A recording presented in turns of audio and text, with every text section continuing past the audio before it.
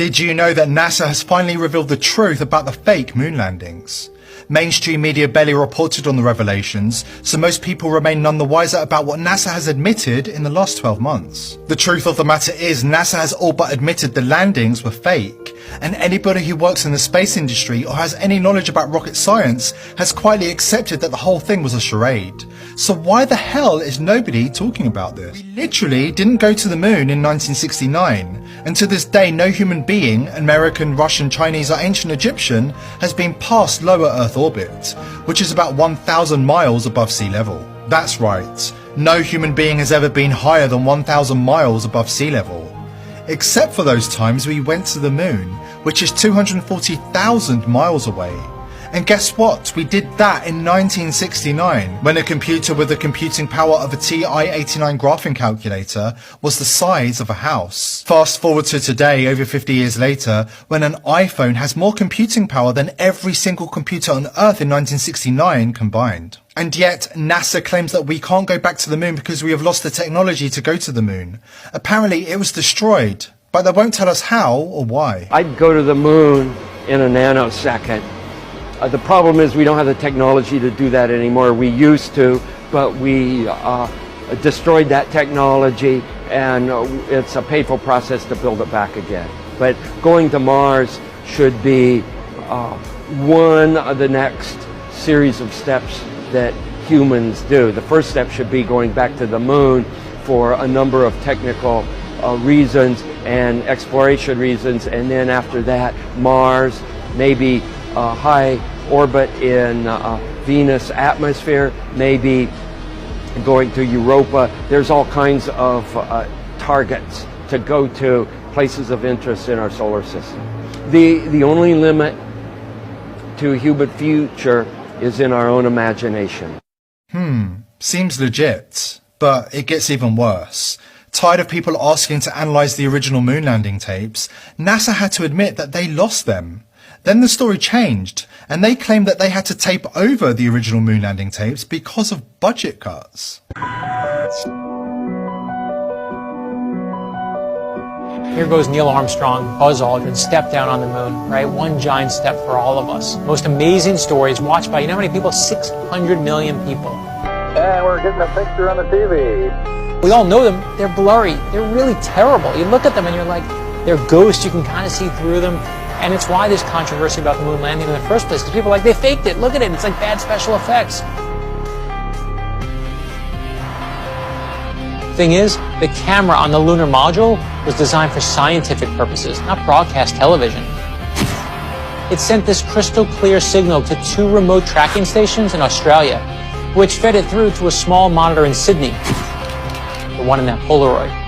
But to broadcast that signal from Sydney to the rest of the world, it first had to be converted. Here's the great part, is that there's crystal clear, perfect footage of those tapes. As the grainy signal reached American households and televisions around the world, magnetic tape was capturing that same clear view that the technicians at the tracking stations were seeing on their specially modified screens. Ready to cry a little bit? You know what they think happened to the original moon tapes? Is they might have been taped over.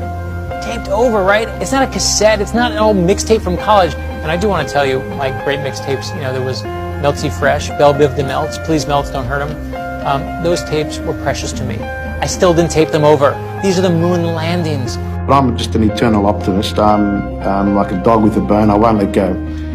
The very small possibility exists that somebody took those tapes and kept it in his garage or in his attic or wherever. Apparently they have since found the original tapes in a suburban garden shed in Las Vegas. Conveniently for NASA, they weren't found in a Hollywood basement used by Stanley Kubrick. The drama original footage of mankind's greatest achievement. Because of budget cuts, really. And the fact that the TV broadcast watched by hundreds of millions was not sent directly to TV stations, but was rather a projection of the broadcast off a wall, which was then recorded and sent out. Doesn't sound like NASA are covering their tracks or anything. Let's face facts. Everything that was done 50 years ago is 1,000 times cheaper and easier to do today. Are we actually expected to believe that we went to the moon in this piece of shit 50 years ago? I've seen homeless encampments on Skid Row that have more insulation. I've seen Met Gala costumes that look sturdier than that. It's all so implausible. Who shot the event from outside the capsule?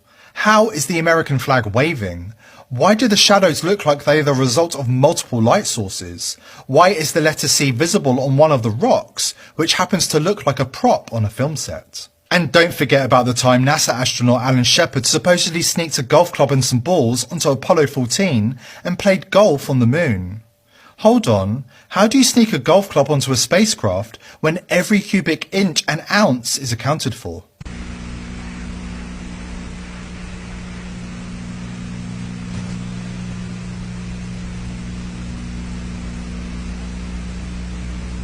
They got more dirt than ball this time. More dirt than ball, here we go again. That looked like a slice to me, Al. Here we go. 3 the time, one more.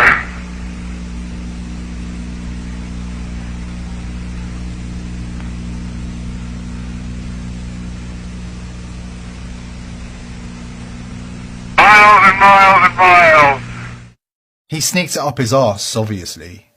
Really, let's think about this rationally.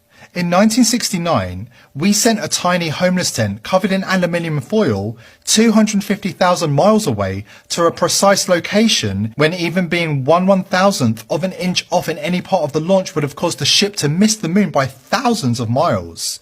And yet we landed it, we played golf, and now we can't even get humans past 1,000 miles above sea level. Perhaps the final word should go to Buzz Aldrin. According to Buzz, we didn't go to the moon at all. But he didn't stop there. Listen to what he says to the hundreds of millions of people around the world who were affected by the moon landing. It's called mass formation psychosis. The elite have been using this technique to brainwash the masses since 1969. Why has nobody been to the moon in such a long time? That's not an 8-year-old's question. That's my question. I want to know, but I think I know. Because we didn't go there, and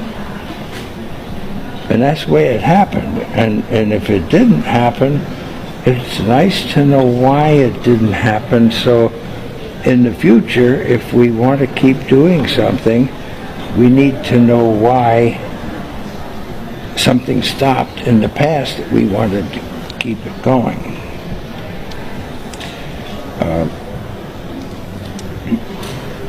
Money is a good thing. If you want to buy new things, new rockets, instead of keep doing the same thing over, then it's going to cost more money. And other things need more money too. So having achieved what the president wanted us to do, and then what thousands, millions of people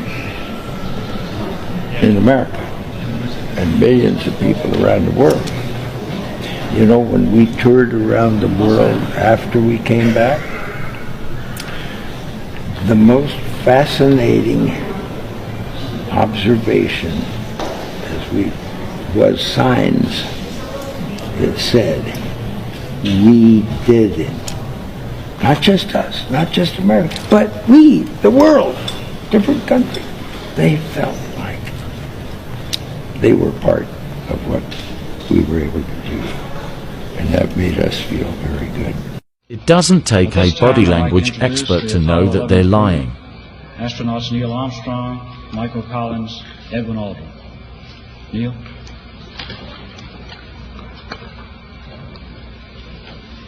It was our pleasure to have participated in one great adventure. It's an adventure that took place not just in the month of July, but rather one that took place in the last decade.